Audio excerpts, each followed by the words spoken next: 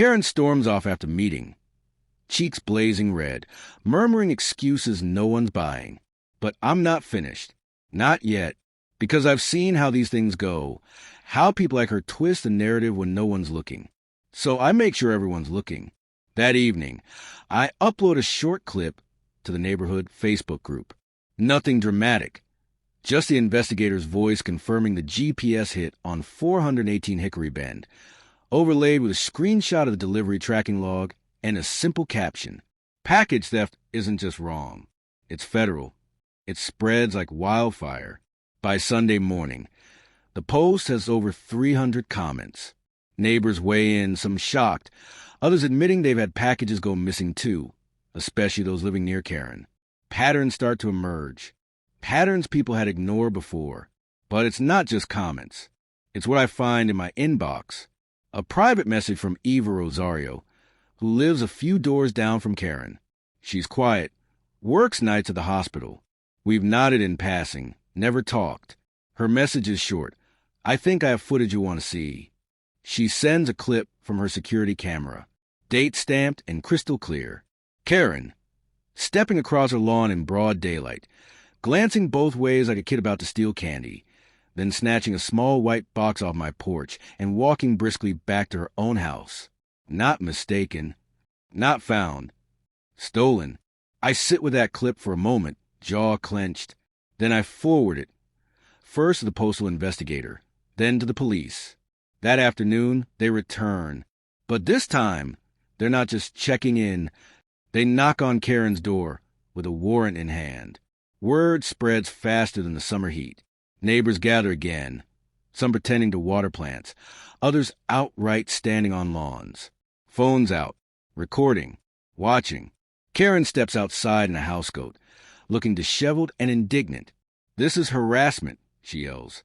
I've lived here 15 years. I'm on the board. The officer doesn't blink. Ma'am, you're under investigation for felony mail theft. Step aside. When she sees the clip, her own face on camera, snatching my package, her mouth opens, but no words come. Just a desperate, hollow gasp. She tries to pivot. Of course. I thought it was trash. Or a misdelivery. How was I supposed to know? The officer shakes his head. We've confirmed your fingerprints on 3 other missing packages from the past 6 months. You've been reported multiple times. That breaks something in her. She turns, looking at the growing crowd. You believe this? After all I've done for this community? A woman near the curb, arms crossed, mutters, Yeah, we do. Another chimes in, My mom's insulin disappeared in February. I thought I lost it. Now I'm not so sure. Karen's hand trembles as the cuffs click around her wrists. The neighborhood watches silent as she's guided to cruiser. Her world collapses in real time, one lie at a time. The HOA group chat lights up. Board members scramble to distance themselves. By sundown, she's been removed from all committees and listed as under investigation in the community bulletin. And me? I'm just sitting on my porch, sipping tea, package finally in hand, name clearly printed, untampered seal. It's not just about the pills. It's not just about me. It's about what happens when people like Karen believe they're above consequences, when systems protect them because they smile pretty and bake bread. But not this time. This time, the tables turned. Karen's mugshot makes the local news. I find out from a coworker first. He texts me the link with a single word, damn. The article is short, clinical, but damning. HOA board member arrested for federal mail theft in suburban prescription pill scandal. Beneath it, her HOA title, her photo, her stunned, raccoon-eyed face. The comment section? Unforgiving. Imagine stealing someone's meds in this economy. Of course it's the HOA. They think they own everything. But if he wasn't black, she wouldn't have touched his stuff. That one hits. Because they're right. This wasn't just about a package. It was about control. About who's allowed to belong and who gets silently pushed out. Karen's arrest triggers a chain reaction. The HOA issues a formal apology to any residents affected by recent events. They open a new internal audit. And for first time, they actually invite diverse voices into the room, Eva, Mr. Jackson, even me. I politely decline the committee seat, but I show up for the first meeting. Not because I want to govern the neighborhood, but because I earn my space in it. Karen's house goes dark 2 weeks later. A quiet U-Haul shows up before dawn. No one waves. No one helps. She's gone before breakfast. Rumor is she's being sued, not just by the Postal Service, but by 2 neighbors who lost critical medications months back. A third is considering joining. Add legal fees, reputation damage, and being blacklisted from real estate circles? That's a full collapse. That's karma, signed and delivered. But the real win? It's the way my neighbors start looking at each other differently. I walk past the Rosarios, and Eva hands me a lemon pound cake through the fence. My grandma's recipe, she says with a grateful nod. Thanks for standing up. A lot of us were afraid to. The Jacksons wave at me from across the street. Mr. Liu, who once gave me a side eye over my garden boxes, now asks if I want to join his weekend poker group. Small things, but real. I won't pretend everything's changed overnight. Bias runs deep, but this neighborhood's been cracked open, and sunlight's finally getting in. A week after Kara moves out, I sit on my porch. Same chair, same breeze. The cicadas hum low. Somewhere down the block, kids are chasing each other with neon water guns. And my package? Delivered. On time. Untouched. I open the seal slowly, not just to check the contents, but to let the moment sink in. Because this box isn't just medicine. It's proof. Proof that sometimes justice does come with a tracking number. That even the loudest entitlement can't out-talk evidence. That people do wake up, even if it takes a storm. I glance at my camera, now mounted higher and angled sharper. Not out of fear, but because I've learned, peace is not the absence of conflict. It's the presence of boundaries that are respected. And mine? Crystal clear now. I exhale, leaning back, a quiet smile tugging at the corner of my lips. Let them try me again. Because next time, I won't just fight back. I'll make sure the whole block hears it. It starts with the flag. Every morning, I raise it at dawn. The stars and stripes flap against the breeze, catching the early light just right. It's my little ritual. A quiet moment of respect before the world gets loud. I'm not one for ceremony, but after 12 years in the service, 3 tours, 2 Bronze Stars, and 1 bullet still lodged in my shoulder, it's how I center myself. Out here in Bramble Oaks, a suburb so pristine it smells like HOA bylaws and fresh asphalt, that flag means something different to everyone. To me, it means survival, sacrifice, brotherhood. To some of my neighbors, it's a dare. I moved here 6 months ago, traded the chaos of deployments for a 2-story house on a cul-de-sac with a dog-friendly backyard. My service dog, Echo, loves it. Retired bomb-sniffing German shepherd with eyes that still scan like we're in Kabul. He's the only reason I even tolerate the HOA snooping and the fake smiles. I'm the only black homeowner on the block, and the way some folks greet me, like they're trying not to flinch, it's clear I was only allowed past the gate because I paid cash. It's quiet, though. Peaceful if you don't look too close. I'm sweeping the porch one morning when I catch her watching me again. Her name's Margaret, but everyone calls her Karen. Not behind her back. She insists on it. Says it's ironic and cute. Platinum blonde. Always in a beige tracksuit. Sipping something from a Yeti cup and pretending it isn't mimosa. She's head of the HOA Civic Standards Committee. Whatever that means. And her voice is always too loud. Like she's auditioning for a podcast nobody asked for. She narrows her eyes at my flag. You know that's not the regulation size for this neighborhood, right? She says, arms crossed like she's caught me trespassing on my own land. I offer a smile. Small, controlled. It's the same one I carried on base in Afghanistan. I think it'll do. She blinks, smirks. Oh, sure, Afghanistan. Right. It hangs there, a chill under the morning sun. She walks off without another word, muttering something about stolen valor and keeping standards high. At first, I laugh it off. People like her, entitled, performative patriots, they're everywhere. I've dealt with worse overseas and worse in airports. I've got thicker skin than her spray tan. But Echo stiffens beside me, hackles raised. Something about her tone, it sticks. It's small, barely a ripple.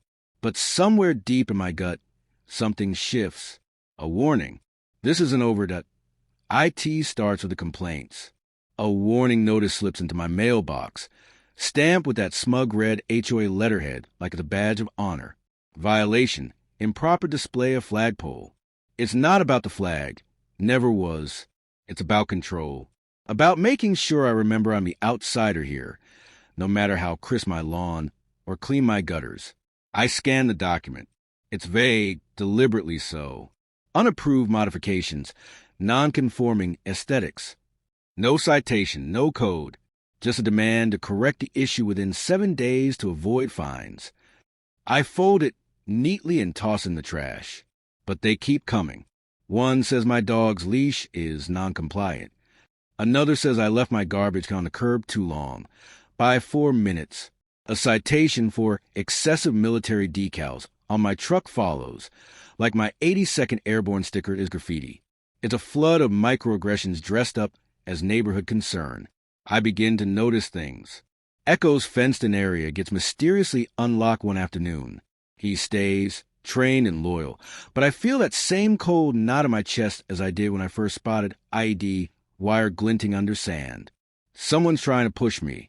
I install cameras the next day. The doorbell footage shows her. Karen. She lingers at my porch one evening. Doesn't knock. Just stares. Her hands on her hips. She's wearing red, white, and blue earrings and holding a clipboard like it's a gavel. She scribbles something, scoffs at my bronze star shadow box hanging in the window, and walks away. Next morning, another notice. Suspected false representation of military service. HOA concern submitted for review. I blink at the words. That's not just petty, that's personal. That's dangerous. I call the HOA line. The woman on the other end sounds nervous, like she doesn't want to say too much. I ask who submitted the report. She won't answer. I ask what proof they have. Silence. Someone in your neighborhood. She says finally, raise credible concerns. Credible? I hang up before I say something I regret. Later that evening, I catch Karen at the community mailbox. She turns before I can say anything, pretending not to see me. But her voice carries, just loud enough for the nearby neighbors to hear. Some people will do anything for attention. Real soldiers don't need to perform patriotism. Her eyes slide to my dog tags as I step closer. She's not scared. She wants a reaction. But I won't give her the satisfaction. Not yet. Still, something shifts again. The air's different. Tighter. Like I've crossed some invisible line I didn't know was there. And the worst part? I don't even know how deep this goes yet. I finally confront her. Saturday morning. Community Garden Day. Karen's leading a clipboard parade of volunteers in matching polo shirts, patrolling rose bushes like they're national security threats. I walk straight up to her, in full view of the crowd. Calm. Controlled. My voice even. Why are you accusing me of stolen valor? She doesn't blink. Doesn't flinch. Just tilts her head with that fake concern dripping from her smirk. I never said that. I simply raise a question. It's the HOA's job to investigate suspicious activity, especially if someone's misrepresenting service for personal gain. Her voice rises just enough to be heard by the others. Eyes start turning. Phones subtly tilt. Her performance begins. I mean, lots of people pretend to be veterans. It's tragic, really. And I just think, if someone's truly served, they'd be happy to show proof. She's laying a trap. I could pull out my DD 214 right there. I could recite my service number, show scars the VA still denies coverage for. But I know better. People like her don't want truth. They want submission.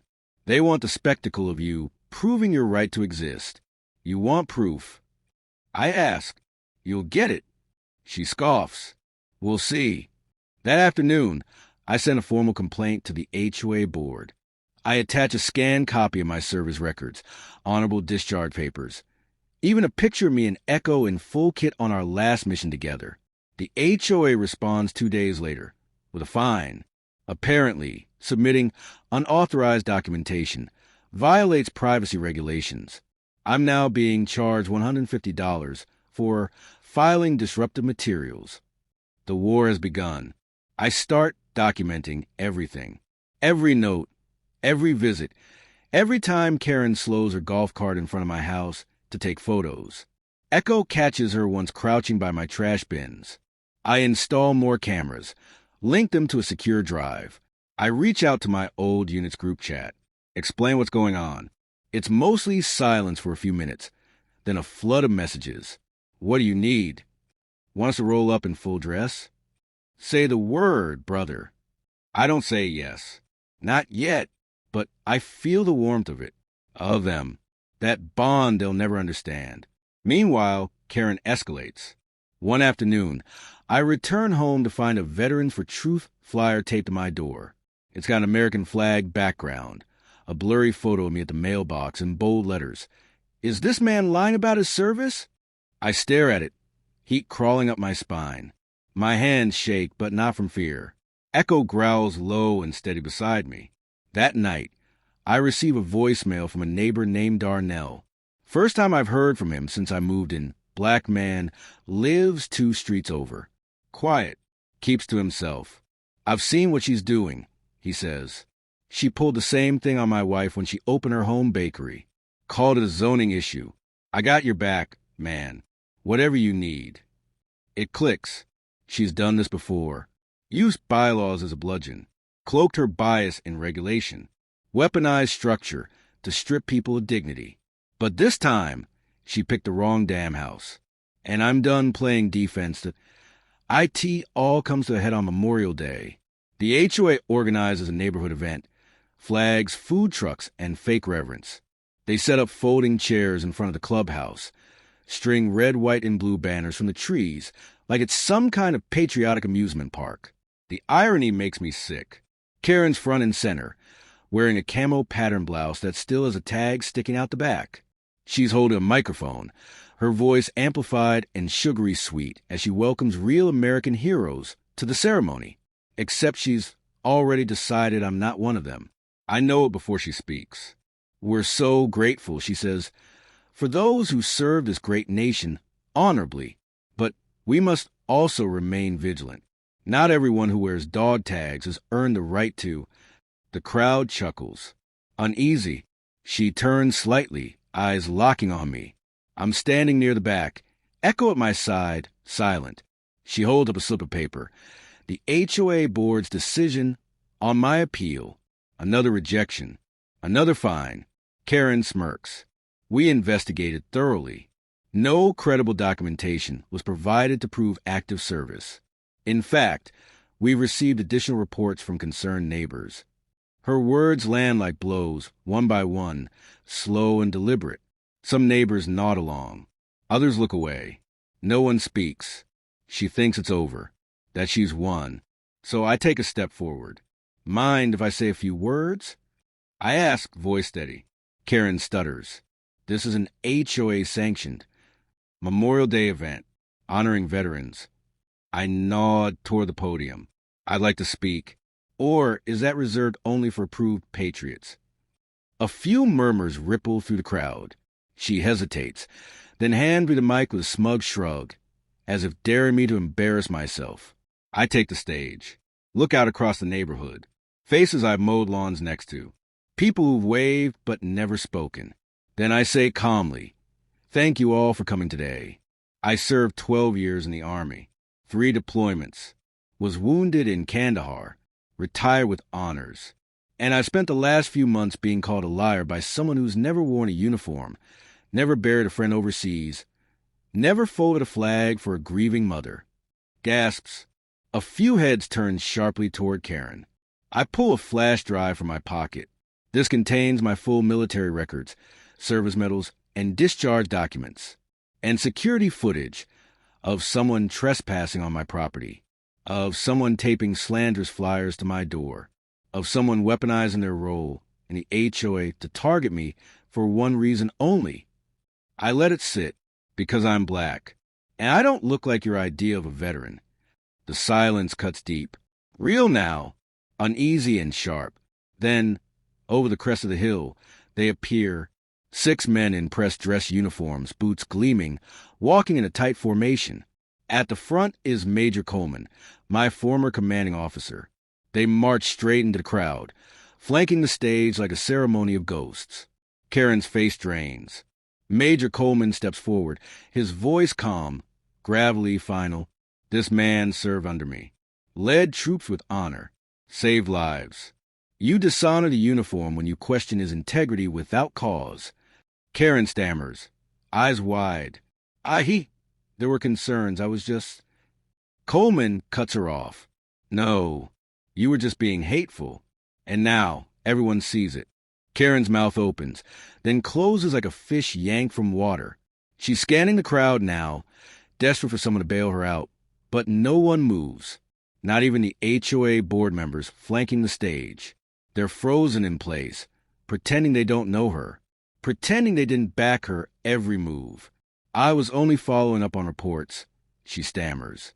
There were anonymous complaints, safety concerns. I step forward, flash drive still in my hand. Let's talk about those anonymous reports. I say, voice sharp enough to slice through the summer heat. I track the source. The emails all came from the same IP address. Yours, Karen. You use fake names, fake email accounts, but you didn't cover your digital footprints. Whispers ripple across the crowd like wind before a storm. She takes a step back. That's not true, she says, her voice cracking now. He's manipulating this. He probably hacked something. I ignore her flailing and plug the flash drive into the projector the HOA set up for their slideshow. The screen behind the stage flickers, then lights up. First, security footage. Grainy but clear. Karen crouching by my garbage cans at midnight, lifting bags and photographing envelopes. Karen slowly peeling off the same flyer from her car that she claimed someone else distributed. Next slide, email headers, IP matches, metadata. A clear digital trail, leading right back to her home network. But the real hammer comes last. An audio clip, Karen's voice, recorded from the HOA Zoom call she thought was private. She's laughing. He probably printed those medals himself, she says. They'll believe anything if he throws on some boots and barks like he saw a battlefield. We can't have people like that setting the tone in our neighborhood. The final nail. People like that. There it is. The crowd goes quiet again, but this time it's heavy. Embarrassed. Angry.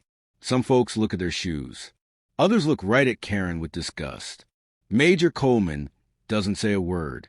He just crosses his arms and stares her down like she's failed a field inspection. Karen tries to recover, flailing harder now. You can't use private recordings. That's illegal. I'll sue. This is harassment. From the side of the stage, a man in a suit steps forward. Actually, he says, pulling a badge from his jacket, I'm Agent Myers with the Office of Veterans Affairs. We've been monitoring the situation since your HOA complaints crossed over into federal impersonation investigations. You falsely accused a decorated veteran of stolen valor on multiple platforms. Karen's jaw drops. Agent Myers turns to me. We appreciate your cooperation. Your evidence will be included in our final report. We're recommending civil penalties, and local law enforcement will handle the rest. Karen spins, looking for a way out. This is crazy. You people are just taking his word for it. But no one's listening anymore. Her podium power has crumbled. The crowd begins to disperse. Quietly, some shaking their heads, others muttering under their breath. A few even come up to me, hesitant but sincere. I had no idea, man. I'm sorry. You handled that with grace. I should have spoken up sooner. Karen stands alone now, surrounded by silence and consequence. And I finally breathe. The cuffs go on without ceremony. Karen doesn't cry. She rants, clutches her pearls like a shield, screaming about being set up, canceled, targeted for caring about the neighborhood. But no one flinches. No one helps. The officer doesn't even look at her while reading her rights. Just slips the handcuffs over her wrists and walks her off stage like a child caught stealing from the offering plate. A few residents film it, phones raised like shields against the part of themselves that ever sided with her.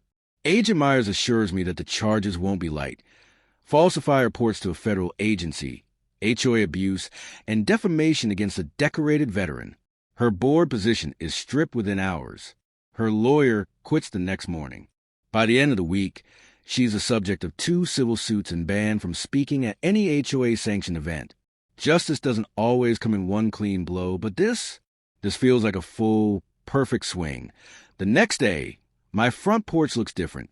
Not because anything's moved, but because people are finally looking at it right. My flag waves in the wind, same as it did before. My boots sit by the door, same as they always have. But now the air feels lighter. The air doesn't judge. People stop by in 2s and 3s. Mr. Olson from 3 houses down brings cookies. Mrs. Patel offers to help repaint my fence. Even the teenage kid who once shouted, "Stolen Valor," under his breath hands me a quiet apology before darting back to his mom's SUV. It's not perfect, but it's something. And then there's Echo, lying by my feet like he always has, watching the world with those wise, tired eyes. "You ever get trained formally?" A voice asks. I glance up. It's Logan, the soft-spoken guy who never said much beyond a wave. Now he's got his hands in his pockets, trying not to meet my eyes. "Worked with Kay, 9 units overseas." I say, scratching behind Echo's ear. He wasn't one of ours, but he stayed. Some dogs know where they belong. Logan nods slowly. Then, softer, "I'm sorry for not stepping in sooner." "You're not the only one." I reply. We let the silence sit. This one's different. Honest. A little heavy, but not hopeless. A week later, the HOA sends me a letter. Not another fine. Not a threat. A formal apology signed by the board. And attached, a waiver. I'm no longer subject to any HOA disputes until I choose to re-engage. They call it a mutual agreement. I call it a win. But the real piece comes at Saturday. I host a cookout. Nothing big. Just burgers, music, lawn chairs. The usual. Except this time, my old unit comes too. They show up in casuals, laughing, clapping me on the back, tossing Echo his favorite chew toy. Even Major Coleman swings by, out of uniform, with ribs and a grin. The neighborhood comes too. Hesitant at first, but curious. And as the smoke drifts up in the grill and the music plays low, something shifts. Conversations happen. Boundaries blur. People who once whispered now ask questions. People who stood silent now sit beside me. And for the first time in a long while, I feel seen. Not just as a vet, but as a man. Not as a threat, but as a neighbor. Karen's house sits quiet. Empty now. A realtor's sign posted at the edge of her manicured lawn. Good riddance. Justice didn't just expose her. It reminded everyone else what it really means to serve. And more importantly, what it means to respect.